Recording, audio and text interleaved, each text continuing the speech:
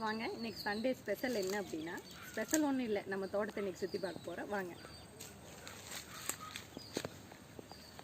பாருங்க, வெத்தலை கொடி,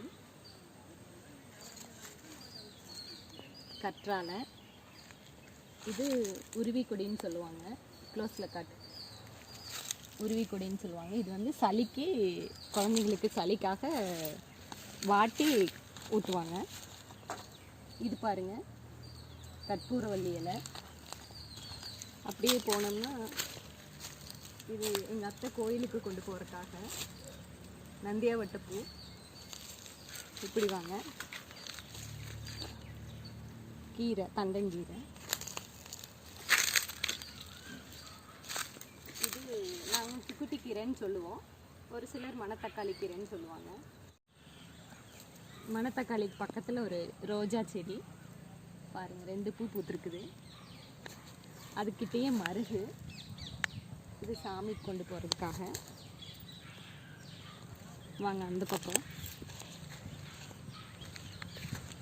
இது வந்து பருப்பு கீரைன்னு சொல்லுவாங்க. யூஸ்வலாக நம்ம பாசி பருப்பு, துவரம்பருப்பு எல்லாத்துக்குள்ளேயுமே போட்டு கிடந்தா சூப்பராக இருக்கும். இது செம்பருத்தி பூ, இதுவும் சாமிக்காக கொண்டு போகிறதுக்கு தான். நல்ல பூ பூத்துருக்குது பாருங்கள். இந்த பக்கம் ஒரு ரோஸ் செடி இருக்குது, ஆனால் அது பூ இல்லை. இது வந்து கரிசலாங்கண்ணின்னு சொல்லுவாங்க, மஞ்சள் கலர் பூ பூத்துருக்கு, கரிசலாங்கண்ணி. இது ஒரு வகையான கரிசலாங்கண்ணி, கட் பண்ணி. இது பார்த்தீங்கன்னா செண்பக செடி, இப்போ தான் துளிர் விட்டு தளைஞ்சிருக்குது. அதுக்கு பக்கத்துலேயே ஒரு குப்பைமேனி இலை வந்திருக்குது. சரி ஓகே, இது வைத்தியத்துக்காகும்னு அப்படியே விட்டுட்டோம். நந்தியாவட்ட செடி இப்போ தான் துளிர் விட்டு தளைஞ்சிருக்கு, பூ பூத்துருக்கு பாருங்கள், இவ்வளோ அழகாக இருக்குது.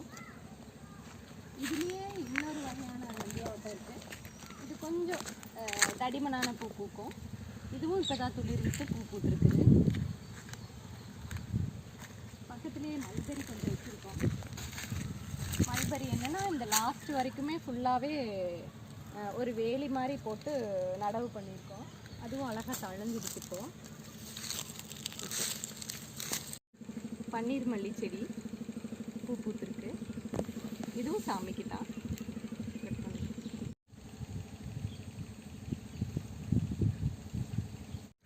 நீங்கள் பார்க்குறீங்க பார்த்தியா, இவ தான் மான்விழி.